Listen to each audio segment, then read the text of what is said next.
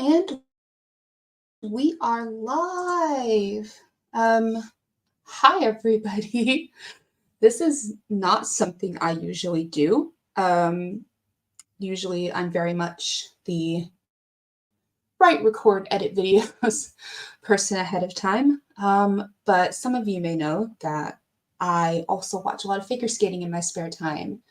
I don't have a lot of time to edit a video about skating at the moment, but I do have a lot of time to fill in stats spreadsheets.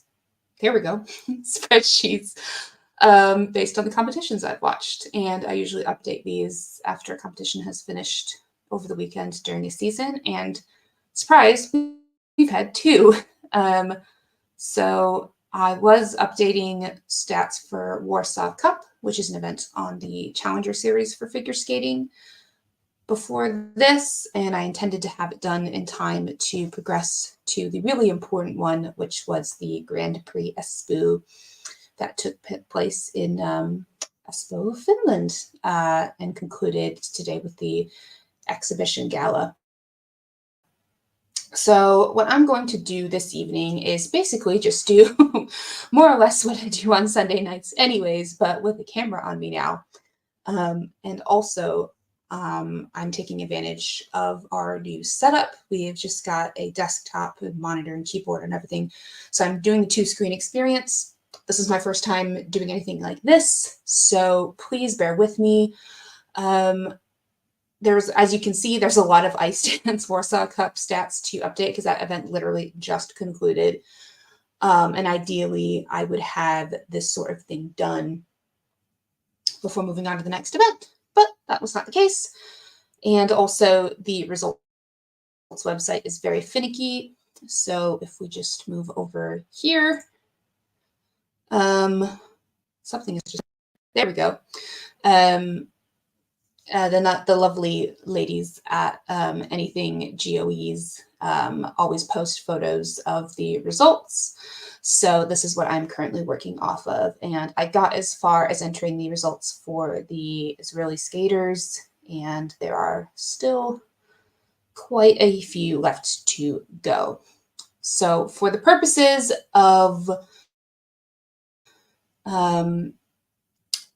kind of keeping this a bit more simple to figure out, I will just go ahead and start with the Grand Prix Espoo results, starting with the first results that we got, which was the men. So I will just, do you want to work? There we go. Let's work. Let's work. I'm also very appreciative of the bigger layout that this new desktop monitor is giving me. It's incredible.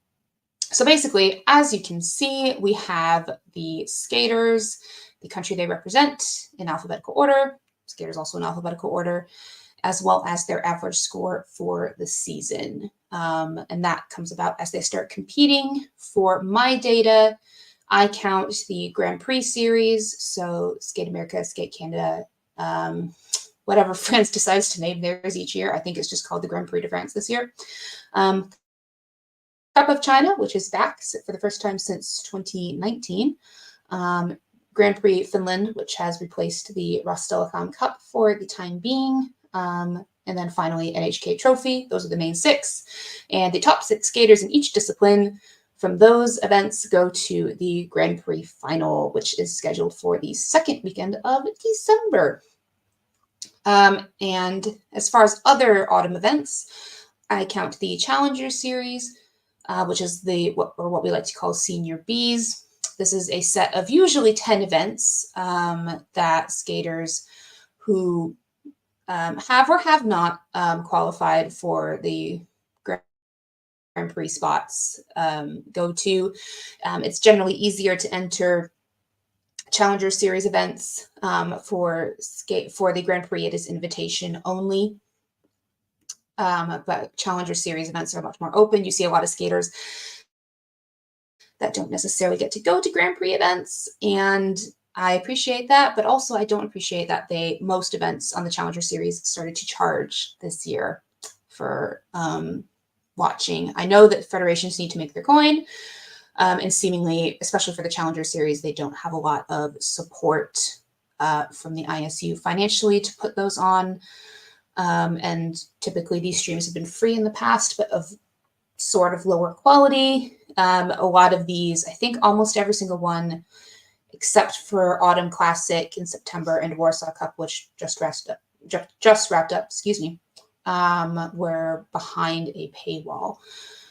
So as I say, normally we have 10 events in the Challenger Series each year. Usually they would be Lombardy as a staple, Nebelhorn as a staple, and in Olympic years is an Olympic qualifying event for countries and skaters who haven't qualified via the previous World Championships. Nepal as a staple, Finlandia as a staple. I don't know how long Budapest Trophy has been going on, but that has become a staple on the event calendar. Dennis Ten Memorial, again, a new one, RIP to a legend. We miss you. That tends to be the smallest of the events, typically. Warsaw Cup is usually a typical staple. And then the Golden Spin of Zagreb, aka the event that all of the top skaters who didn't qualify to the Grand Prix final go to. We are getting close to that, so I'm expecting we'll probably get an entry list within the next week or so. We would have had the Ice Challenge, which I believe would be held in Austria, but that for some reason had to be canceled. I think, again, due to financial things. So all this is to say, normally we would have 10 events. There are 9. And then if we scroll over to the right a bit, so that takes care of the first half of the season. There are a lot of other internationals that take place, but I don't know. There's only so many events I can cover, basically, and these are the most important ones and tend to have the more rigorous ISU judging. So there's that. So if we go all the way over here, the second half of the season is usually pretty sparse. During the December, November, January times, we are getting national championships. So Japan, I think, is going to take place in December. US nationals and I think Canadian nationals are usually in January. I think countries are starting to get better about streaming their nationals internationally, which is nice because I do live in the UK, but I do like to keep up with what's going on in my home country. British nationals is first weekend of December. I am probably not going to go, even though it won't be too far of a jaunt for me. Just because it's going to be a very late night. We have other expenses that are taking precedence. So any other year, I think I would go. It is a nice time. I've been to the Sheffield, or Ice Sheffield twice now, one for nationals and one for Grand Prix Sheffield last year, which was a lot of fun. If you watch the Dennis Vasilyev's free skate on the ISU's YouTube channel, you can hear me screaming for Dennis Vasilyev's in the Kiss and Cry. And I'm sure him and Stefan Labiel think I am super weird. Anyways, so after the Grand Prix final and nationals and everything, the European Championships takes place in January. The Four Continents Championships, aka everyone who can't compete at Europeans, takes place the end of January into February. Usually in the Olympic years, it tends to take place earlier. If we had an Olympics, that would be in between these. Obviously, that would take place in Feb. Finally, we have the World Championships this year. And then in years where it happens, we would have the World Team Trophy after that. So last season was a post-Olympic season, and we did have a World Team Trophy, but we didn't have an Olympics. This year, we have neither an Olympics nor a World Team Trophy, so this is probably the barest the second half of the season will get in terms of scheduling. And then, of course, you have the off-season, which is March onward. I do have a spreadsheet for the juniors. They have the JGP events, of which there were 7 this year. I'm just going to get rid of my Warsaw Cup tab real quick because these were my predictions, and of course that event has now ended, so we're just going to delete. Yes, I would like to delete this sheet, thank you. So yes, anyways, so I do have a junior spreadsheet. As I say, it's a lot bigger. Tends to be a lot more participants on the Junior Grand Prix, over 7 events. There's not as many junior events internationally, at least on this caliber. There are talks of establishing a junior Europeans and a junior four continents, in addition to a junior worlds and a junior Grand Prix final, which I think is a very good idea, especially with the age minimum being raised to 17 from next season. It would give some more international skating experience. I think that'd be great. So yes, that's those. I have spreadsheets for the men. The women, they were called the ladies up until, I want to say, the 2019 to 2020 season, but please correct me if I'm wrong. And then we have pairs. This is a bit shorter just because some of the Challenger Series events don't have pairs. Some have pairs, but not in a Challenger Series event, or don't count for points. So whatever. As you can see, I've updated that today. And then we have ice dance, which I'm still in the middle of updating for Warsaw Cup, but we will get back to. So next, what I will say is I have collated everybody's averages into a ranking. Woo! We love ranking and stats. So basically, I have everybody who has a complete competition score from Grand Prix / Challengers is their combined scores, not their highest scores, their combined scores. And it's everybody listed all the way down to the bottom. As you can see, there's usually a lot more women skaters in singles than there are in any other discipline. Pairs tends to be quite small. And what we have highlighted in green is skaters, like the top skaters from each country who would theoretically be going to a world championships. I'm going to scroll over a little bit just here. So for the upcoming World Championships, these are the slots per discipline that each country is awarded based on the previous year's results. So if you have 3 skaters and you have 2 of them finish with a position that when added up combines to less than 13. So for example, we have Ilya up here for the US. Finishing first, or had the highest average of the season, excuse me. And then Jason Brown for the US down in 12th. That would be just enough to eke out 3 spots for the men at the 2025 World Championships. South Korea has been allocated 3 spots this year because June finished second. What a world that was. USA has 3. France has 2. I'm hopeful based on these averages that Adam and Kevin will be able to get 3 spots for France because they are so deserving of that. They have a lot of really interesting men coming up behind them. Canada somehow got 2 spots thanks to Keegan, who is now retired. Switzerland has 2 spots thanks to Lucas Brichke. And the combined placement of Matteo Rizzo and Daniel Grassel from last year's World Championships got them 2 spots. We'll just run down quickly. So for the women, Japan, 3, duh. South Korea, 3, duh. Belgium has 2. Luna finished 3rd. And Nina Pinzarone, I think finished high enough to keep those 2 spots. USA dropped from 3 to 2 spots. I think, again, with these results, again, after I've updated them, they should be able to retain 3, but we'll see. There's a lot of skaters that tend to peak a bit later in the season, which I think is probably the only flaw with this system.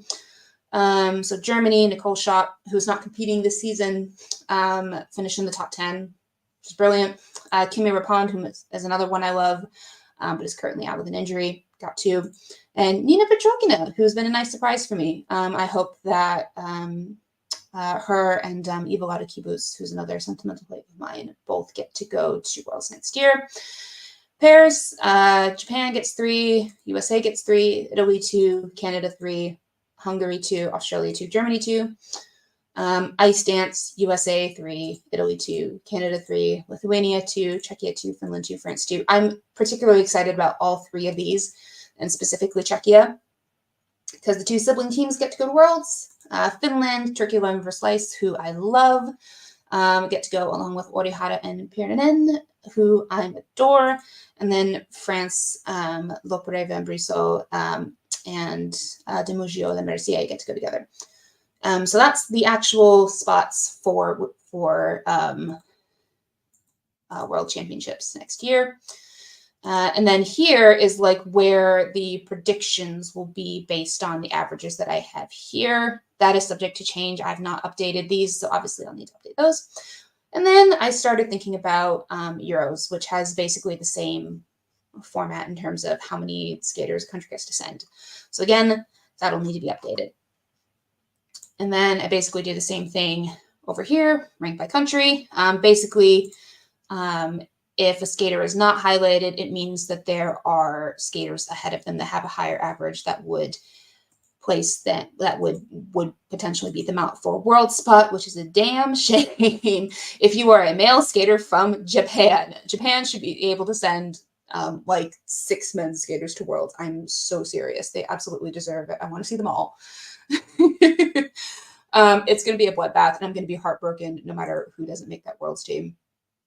So basically, I have the same setup here, but by country. So you can sort by that. If a skater is highlighted in red, it means that they've split if you're a pair at ice dance or retired, in which case Proft and Nadeau have.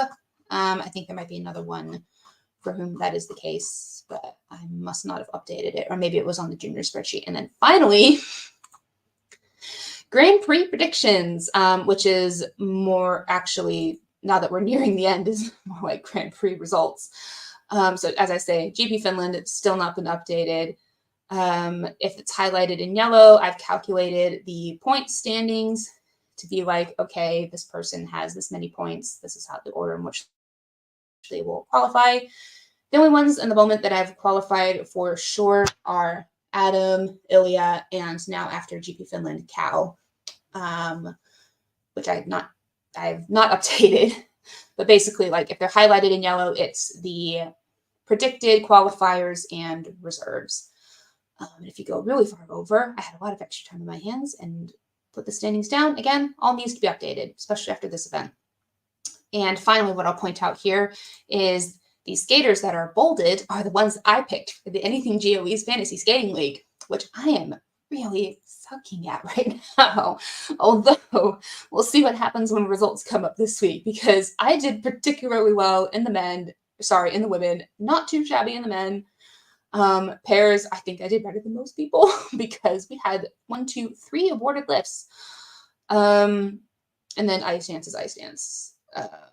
So I think I did all right. It definitely has not been enough to offset all of the other wrong choices I made, as you can see throughout.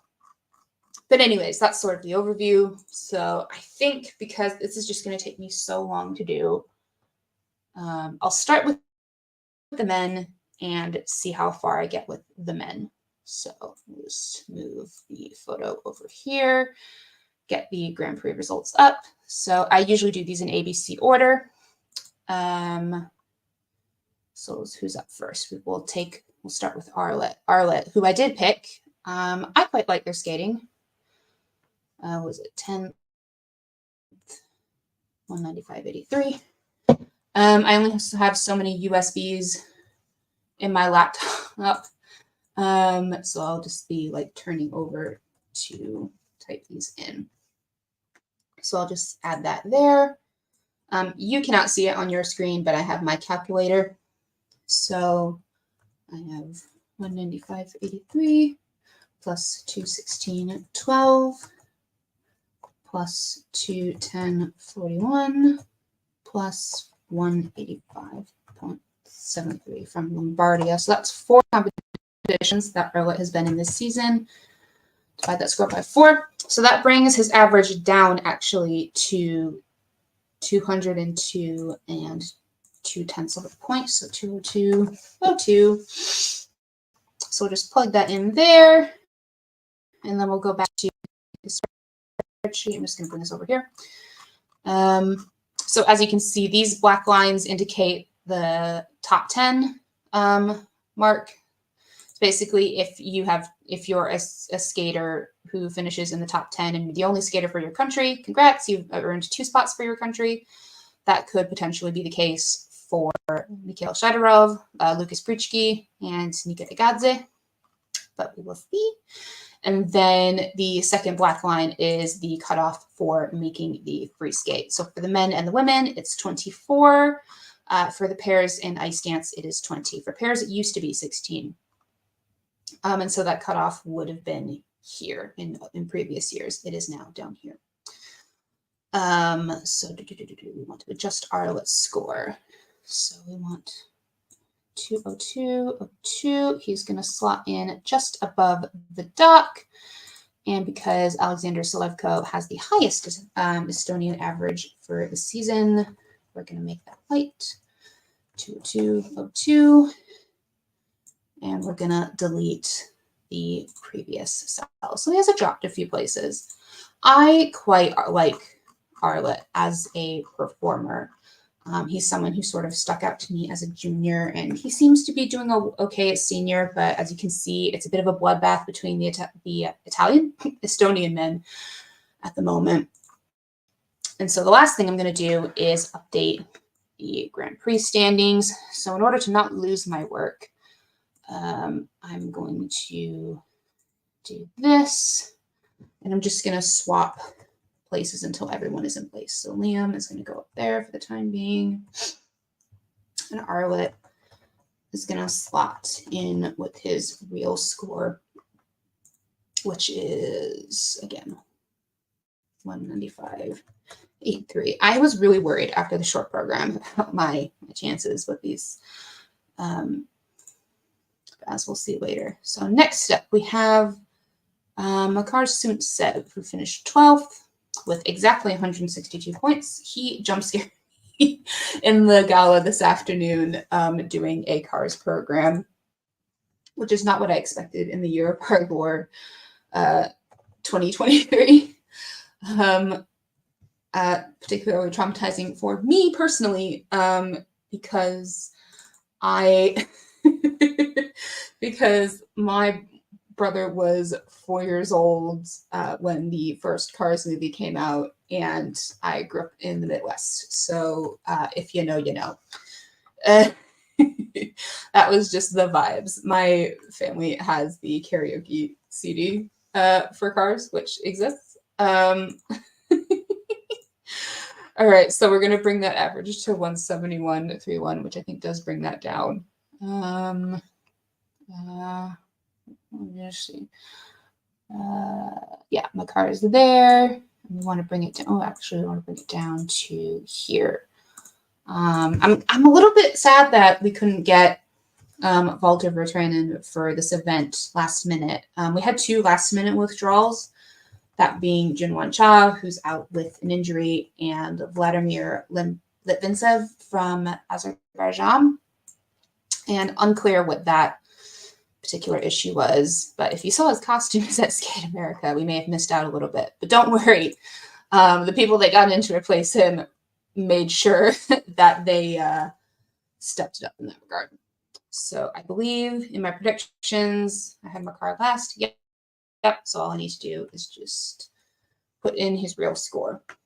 So next up, we had Kevin. I am a huge Kevin Amos stan. You have no idea. My partner and I both, actually. I first noticed Kevin right around the time I really first started following skating consistently, which would have been around after the 2018 Olympics, and right after I moved to the UK, actually. So that was something that really kept me afloat while I was doing my degree over here and adjusting to life over here. And Kevin always sort of stuck out to me as a perennial fave, which meant that when he did so incredibly well at Grand Prix, at the Grand Prix the following season, I was just over the moon. I'm so happy with the results that he got last season. I just off the podium of both, so it was a bit devastating, but I mean, he's just so artistic. His Prince program is amazing. He's a ball in the kiss and cry, I have to say. He's someone who he can make you feel things when he skates. And I want to feel things. So anyways, I did pick Kevin because he had such a high Skate America score, as you can see here.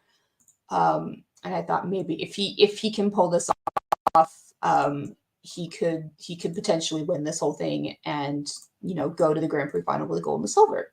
That did not happen. He had a bit of a nightmare of a short program, but a really good free skate. So yeah, I'm glad he, you know, came back for a medal, but it was partly because he skated so well in the free, but also partly because there were some errors from people who placed ahead of him. On both ends, it was a really error-ridden short program, with some redemption in the free. So that's there now. So we'll scroll down. Who's the next person up? Nikita. Yes. Okay, we need to talk about Nikita, aka Mini Yorick Hendricks. Yorick's skaters, which included Nikita and Jana Jyrkinen, and also his sister Luna, they all seem to be going to the club. I appreciate their music choices so much, especially Nikita. He did Disco Inferno for his short, and he did a Backstreet Boys free skate. I almost said free dance, which, you know, appropriate. It was not what I was expecting. The costumes were out there, which I live for, and I didn't realize this was his Grand Prix debut. I'm so excited for him. I'm so glad he brought this. I hope that him and Jason Brown are really good friends, because Jason Brown has a Backstreet Boys exhibition program. Right, so that brings that to 202.48. That's not going to change the placing much, like, at all. But he ended up placing 7th here, which is really cool for him. I don't know how that speaks to the fact that, like, a 202 got 7th place here, but we'll see. Okay, so he is going to go, like, one lower than perennial British fave Ed Appleby, whom I love. Ed Appleby, I think he also has a Disco Inferno program. I'll have to, like, check on that. It might be oh, you know what? I think it's a Bee Gees one. But, you know, same vibe, similar vibes. And then Ed has a John Wick free skate, which I was not expecting. My friend Yannick, whom I formerly worked with at that Eurovision site, was in Warsaw for the Warsaw Cup and actually got to take their picture with Jason Brown, which is incredible. And I'm so jealous. But I mean, I need to, like, make international friends, or, like, make it a priority to, like, travel internationally for these events. Just because. All right. So Nikita and Ivan can switch places for now. 68. And Nikita, you can go up here. All right. And what was that real score again? 201.15. Yeah. Right. So next one up. Or down, I guess. Then we come to the 2 Italian men. I stan Italian men's skaters. I just... All right, first up, Nikolai Momola. I became such a fan of Nikolai on the JGP last season. He has kept both of his programs, but man, he's so artistic and so impressive that he can, like, do what he does being as tall as he is, because, like, he's very lanky. I just wonder sometimes. I'm sad that he's not done as well in his first senior season as I would have liked. I think part of it is he is now adding quads into the equation, which he didn't have in his short or free at the JGP last year. And I also think he's getting super undermarked with the PCS at the moment. Right, so his average isn't going to change that much at all. So it's 221.72. Is that going to put him below anyone? We'll see. But at the moment, with Grassel potentially out for the entire season with a doping violation, oh, he is going to go below Luke, isn't he? All right. And Italy has 2 men's spots. Matteo's going to Worlds no matter what, I think. I mean, like, he's another one that I've been a big fan of for ages and ages, ever since I saw him at the 2018 Olympics. For the previous entry. Yeah. So as you can see, it's between Matteo. At the moment, Gabriele Frangipani looks like he would probably be in for that second slot, but he is very like yo-yoing in his results. And actually, you know what? Neither of these are picks that I had, so I'm just gonna do 2, 3, 2, 3, 1. Nikolai Mamola with how much? 2, 2, 2, 2, 1, 2, 5. Okay. Yeah, so I'll go back to here. If you see Gabriela's results tend to be a bit wild, so we'll see what he does at NHK next week. Matteo, though, I mean, I've just all his programs, especially. I was worried for him for a bit because Grassel really came up the ranks, and it seemed like Italy Fed was really banking on him because he had a bunch of the quads. I think that Matteo has always been the much more artistic skater, and now he has a very consistent quad loop in his arsenal, which not a lot of skaters are like do. Like, I'm very impressed that he's able to do 2 quads, and that's one of them. But I was a little worried about his programs for this year, just because he does tend to do a lot more popular music, and some of the choices, like when he did Greatest Showman a few years back, are not to my taste. Thankfully, we've had a reduction in Greatest Showman programs overall, which I'm very thankful for. Not my favorite movie musical, and I had to hear it a lot a couple seasons ago. 24374. All right, so Matteo, is that still puts him in the top 10, but below Sota, which won't make a difference world standing wise, because Sota, if he keeps that score, is not going. Much as I appreciate Sota Yamamoto, just the competition in Japan is insane right now, like super insane. Is it 74? 74? Yeah, 243.74. But like, whereas like Gabriela and Nikolai tend to kind of yo-yo between high and low scores, Matteo's like pretty consistently like in the 240s right now. And yeah, oh yeah, I predicted him to come fourth, and he came fourth. Good for me. I love that for me.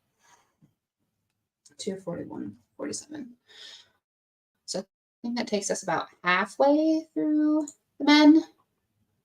Yep, so now we're on to the Japanese men. Cow is in a very interesting situation because by all accounts, he had a really banger like first senior season last season. Like, he got 2 silver medals on the Grand Prix, and like I don't want to pull it up right now, but I'm sure if I looked at like my averages from last season, he would have absolutely made the world's team, especially with Yuma out with an injury.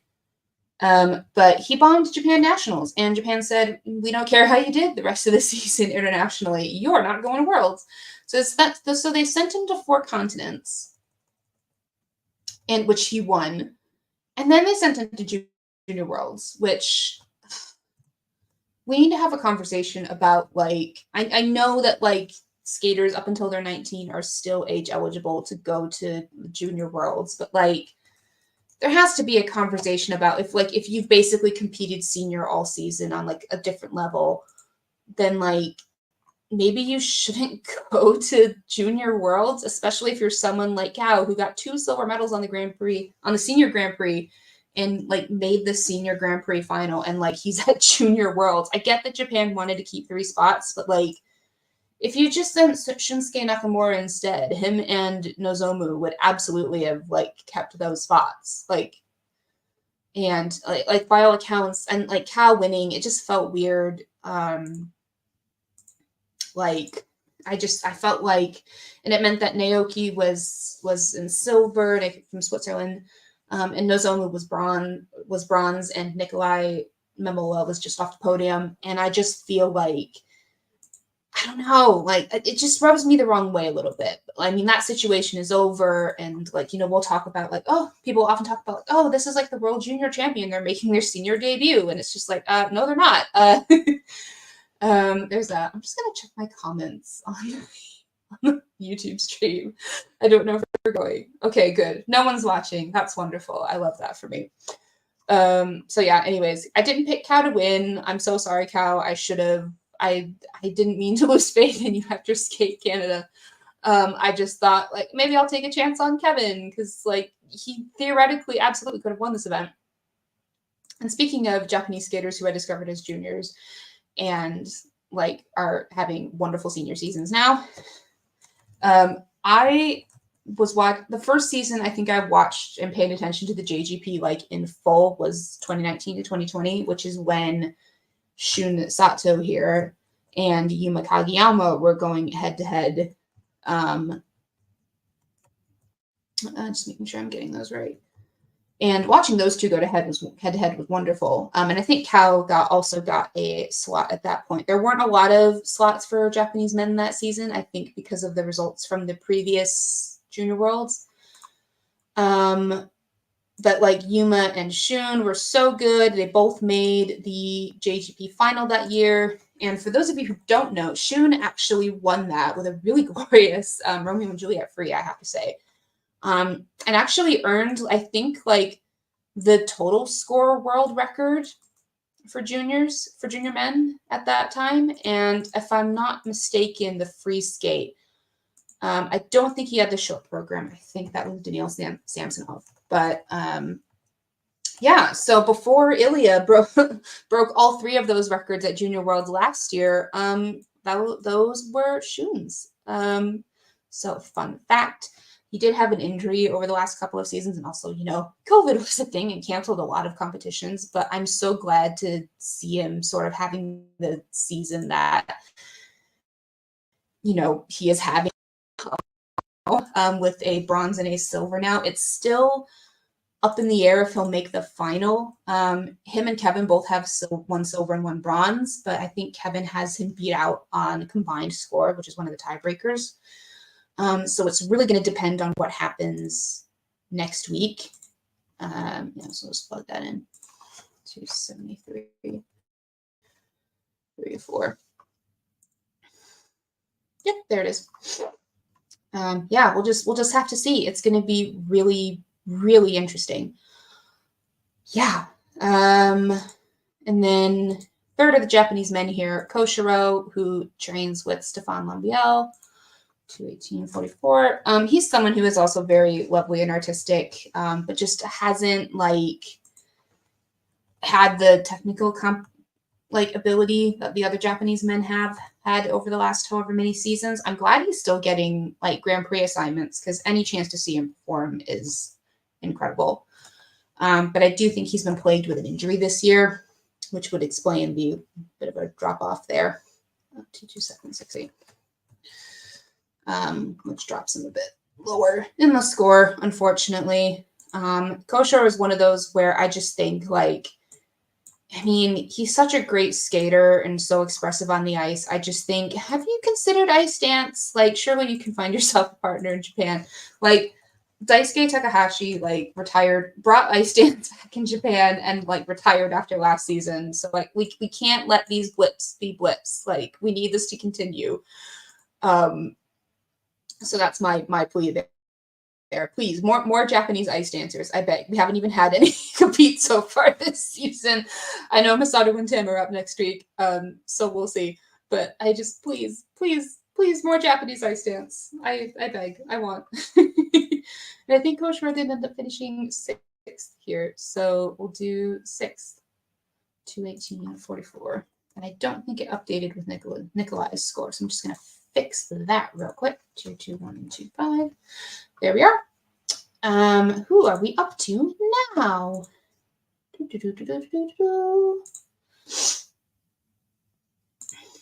GP Finland. Who are we up to now? Yes, I think Liam, did I just not put Jimmy? I think I just put Jimmy in the wrong category, actually. Sorry, Jimmy, I didn't mean to do that. Is anybody missing as well? Nikita, Liam, Ivan, Jimmy. Okay, yeah, so it's just those last three. Okay. Right. So yeah, you know what? I think with this, because I've been on stream long enough, I'll finish up with the men, and then I'll show you how I calculate the spots for the next year. And then I will sign off because I have to go have dinner. Ivan, yeah, 8th with 200.67 points. Can I just say as well, just someone like Ivan has been through so much. I think they said on stream that he's back in Ukraine training. I can't imagine what that's like. He's a beautiful skater. I do think right now his programs are a little bit empty choreograph wise. There were a couple where he was just kind of like skating to marks, and I didn't know if there was anything wrong. But yeah, I really enjoy skating. I'm glad he seems to be, really enjoying it as well, and doing this for his country. We want. Hopefully uncontroversial statement. We want peace no matter what. I'm just going to leave it at that. So yeah. So Ivan, so he's going to fall below the cutoff to make the free skate. So I'm just going to delete that. And we're going to adjust that and make that line there. So, and then, but he's still the top Ukrainian man by a mile. So, yeah, 2:08.18. And that, so yeah, he ended up 8th. So, not bad. Not bad, Helen. You made some good picks this week.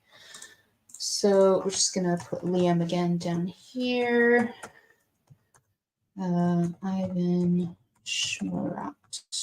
And what was the real score? It was 200.67.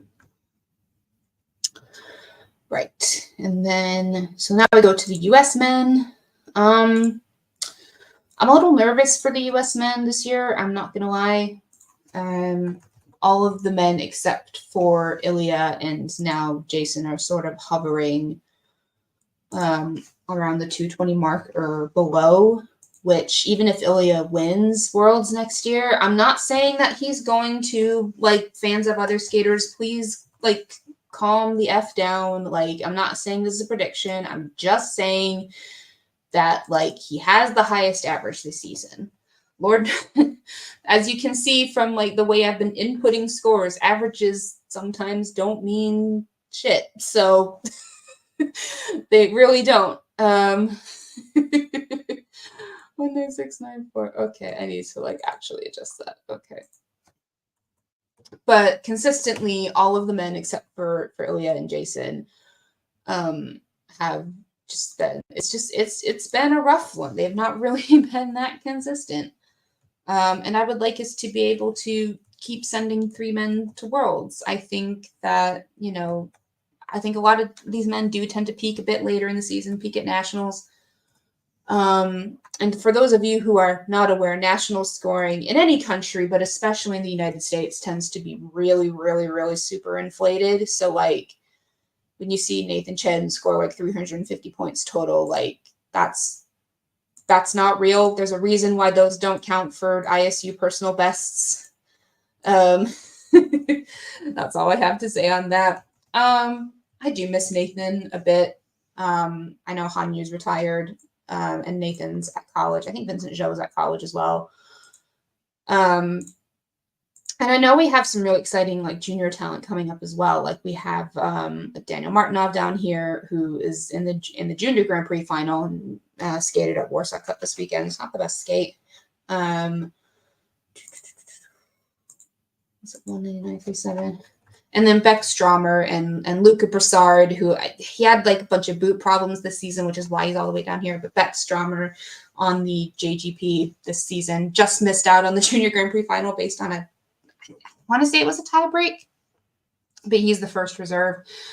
I appreciate that some of these skaters, especially Beck, are like taking the Jason Brown approach, where you don't need quads, you just need like really, really beautiful skating, which is what he has, and I really appreciate that. I wish more skaters had that approach. I really do. I think that would, like, men's skating especially. I'm almost of the opinion that we should not allow quads in the short program, like they do at the junior level. I just think there's a lot of men that go for them and they aren't successful most of the time. I know, like, that would mean that the top skaters, like, don't get to do quads in the short anymore, even if they can do them consistently. And I know that would mean, like, records, stay records forever. But, like, I don't know. Like, I know you need to get quads out in competition, but, like, it's not great to look at, and it's not a great feeling when you just keep seeing fall after fall after fall after fall after fall. So, I mean, we'll see. I mean, it gets better when you get to, like, a world championships and you've got, like, all of the top men, like, together, and hopefully there's a little bit less mess. I say hopefully. Last year's men's free skate at Worlds was, like, I can't even explain it. It was just insane. It was insane. Like, so, like, I have a playlist called Helen's favorite skating programs. I really should split it up by year now because it's like 300 things long from the past however long.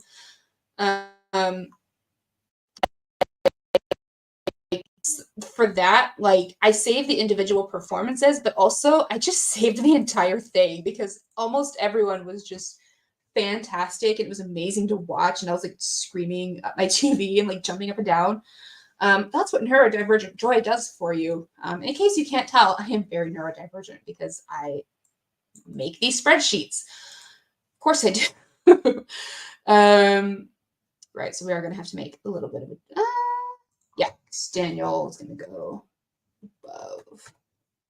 That just about finishes the data entry for the men. What does that mean? Again, 195.83. So that's the data entry bit done. Now we're going to make some predictions. So, yeah, we'll go here. So if Ilya finishes first and Jason 12th, then yes, USA will just about eke out 3 spots. France, if Adam and Kevin go 2 and 6, they'll also remain 3. Japan 3, no matter what. Kazakhstan 2, Switzerland 2, Italy 9. So Mateo's 9th, and Gabriella is 13, 14, 15, 16, 17, 18. So if Mateo's 9th and Gabriella's 18th, that'll just eke out 2 spots for Italy. I think they will both do better. They just have had some, Gabriella especially has just been really inconsistent. Nika, 10th, sure, for Georgia. And South Korea, they are able to send 3. But I do think, based on these averages, if we go, the cutoff, if you send 2 skaters and you want to maintain 2 spots for the next Worlds, the total combined score has to be 27. So skaters who finish lower than 16th, like they just get 16 points added. And then if you finish outside of the free skate, if you don't qualify to free skate, you just get 18. So it's 18 plus like the number of your other skaters here.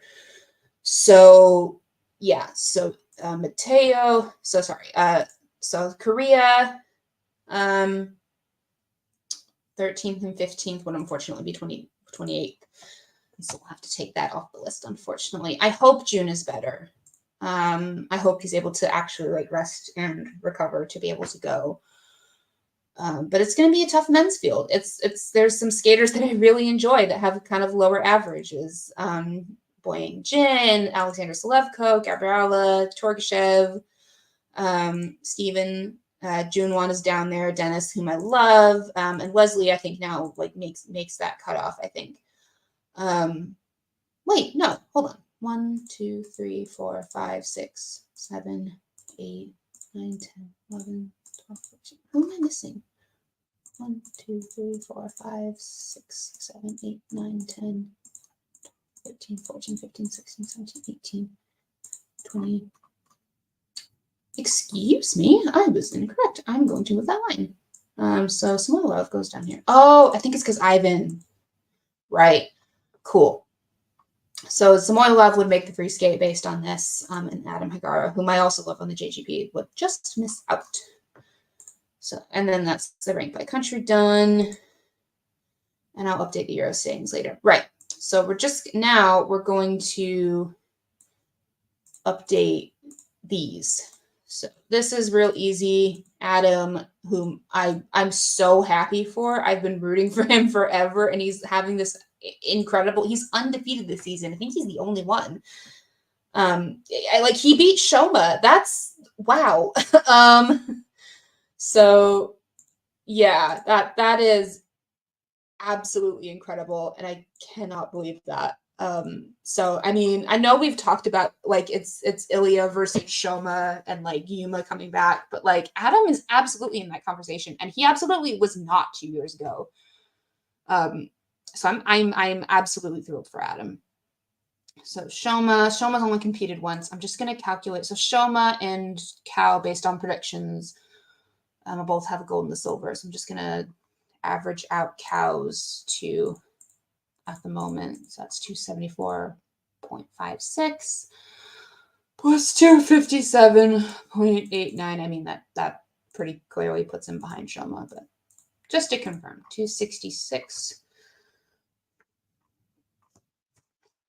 point however much. Yeah, 266.22. So 266.22, but that still puts him in easily. And there's Shoma. Sota has a first and a sixth, which is probably not going to get him in, although you never know. The men can bet even more. So, and then, ooh, that's a tough one there. So we've got 3 potential, like, so if Yuma finishes second at NHK, oh, that's going to be interesting. So that's Yuma. So this is Yuma's average for the season. This is not a real score, I should say. Average. I need to change these to be like actual. In fact, I'm going to do that right now. So yeah, no, don't want to change the whole column. Stop.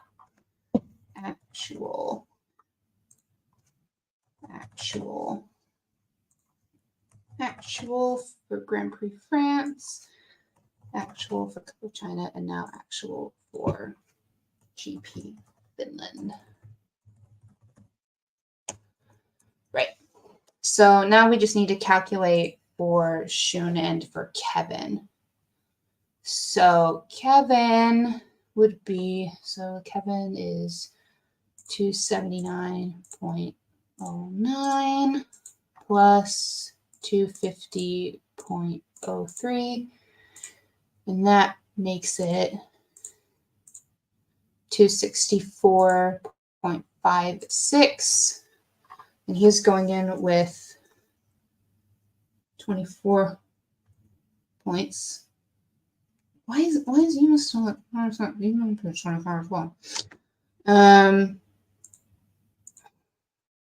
actually Yuma would go in ahead of him then. So Yuma 2.26. Kevin 8 moles.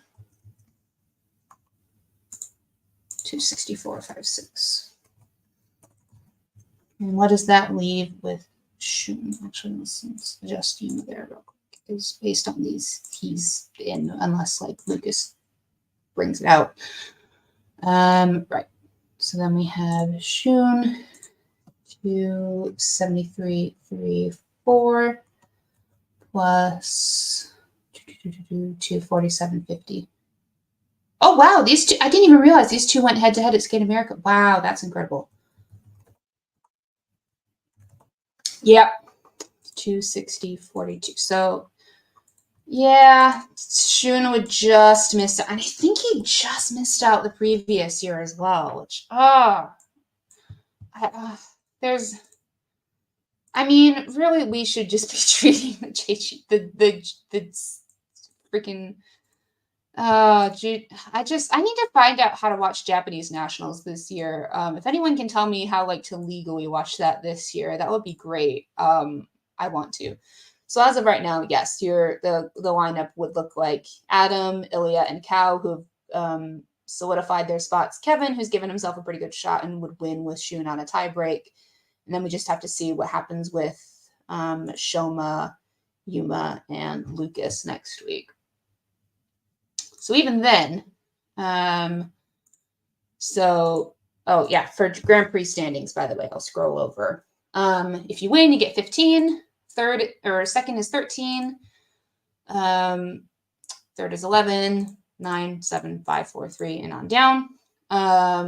And you're typically entered in 2 events, and the points you earn from each event bring up. So Adam is 1, 2. He's in. Right, and so I think Sota, and the tie break is if you have the same amount of like points, qualification points as someone, then it's who has the higher finish. So if you can see here, Mateo and Lucas each have a 3rd and a 4th place. Well, Lucas would probably have a 3rd next week, but Mateo has a 3rd and a 4th, Lucas 3rd and a 4th. And that would get them 20 points. But Sota has 15 from the Skate Canada win, and then 5 from the 6th place in Cup of China, which is also 20 points. So Sota wins that one. So I'm just gonna update that, make sure that's there. And then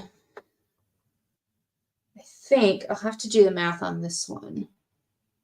But actually, yeah, Lucas wins that one because Mateo has like 240 and 240. Lucas's average is 240, but he had a 260 in the last one. So yeah, Lucas wins that tiebreak. But I am just going to update that because he did skate at Warsaw Cup. I'm just going to make sure that is accurate prediction-wise. So 509.72 divided by 2, 254.86. Hello. Oh yeah, that did not adjust his average much at all. I think he scored like pretty much a 240 at that. So yeah, I'm gonna leave it there for now. I think, yeah, it's just about 8 o'clock. I need to go have my supper. But if you did come along, thank you. Maybe I'll do this again at some point. I hope the sound worked out okay. I hope that you were able to see everything I was doing all right. As I say, I tend to get this done a lot more quickly when I'm just having music in my ears and just focusing on stuff and not explaining to everyone. But yeah, this was fun. This was fun. I may, if I have more time next week, after NHK, I might do this again. But yeah, let me know if you do want to do this again. This is, yeah, like I say, this is a lot of fun, and I'm not up for creating a lot of work-intensive content at the moment, just because of the way my life is right now. But this is nice. Just come on and chat about skating and the things I love about it. So anyways, yeah, as you can imagine, I have a lot of thoughts about the women and the pairs and the ice dance and all the other events as the season has gone on. But I'll save those for another time and for my Twitter feed, the website formerly known as Twitter. I am still on it. All the links to all of my social medias are in the description with my link tree, but I'm most active for skating things on my Twitter, some resources that I would love to point you guys towards for how I get a hold of things. There's Anything GOE, which is the like they report on everything. They usually have results up for things right away. They post all the lineups when they've been announced. They post when someone withdraws. Basically, like all my information that I put in for these, like I know basically when that information is ready based on when they tweet. So really, really great resource. And they do their own live streams and podcasts, which I highly recommend you check out. I have one of their pins because I met them at GP Sheffield last year. So yeah, anything basically just go check them out. And I also run the fantasy skating league that I'm taking part in. So we'll see how I do with that. So you want to watch figure skating is great. I mean, it is what it says on the tin. They have a Tumblr blog, but they also have a website, which is so you want to watch figure skating, just Google it. They also have a Google Calendar that I have added into my system, which is really useful, especially because of time zones. And they also have like basically streaming information for every country, whether it is the ISU stream, if your country doesn't have the rights or has the rights and chooses not to broadcast it. This was a bit of a headache for the UK viewers this last couple of weeks. I caved into buying a VPN. If you can see up in the corner, I have Surfshark. Finally. It was going to happen at some point anyways. Rocker skating, Jackie Wong, obviously, like any and all figure skating results, go to their Twitter and they know a lot of the nitty gritty about skating. And also just follow your favorite skaters on Twitter, but especially on Instagram. There's so many that I follow, and support them. If they've got like GoFundMe's or anything, like support your skaters, because some feds are more generous with their money than others, we'll say. Go see them in shows. If you've got like national championships going on and you're able to go support the skaters, because it's not just like your country's big name skaters. You get to see up and coming people. My favorite thing is that I got to see Ashley Slatter and Adel Angebrez at British Nationals novice dance, or not novice, I think intermediate, a couple of years ago. And I loved their skating, their style. And then they were on the JGP last season, and they're doing incredible on the JGP this season. And I can't wait to see what they'll be able to do in the future. So I mean, yeah, you get to watch. It's the same reason why I love junior skating, is because, and the reason that I love like skaters like Yuma and Shun and Nikolai is because it's just like you've seen their progress over like a few years. So I highly recommend you do that. Yeah, that's all I've got. So, follow me on all my things, go support the skating, everything. And maybe I'll see you guys next week. But yeah, let me know if this is something you want me to do. Thanks. Bye.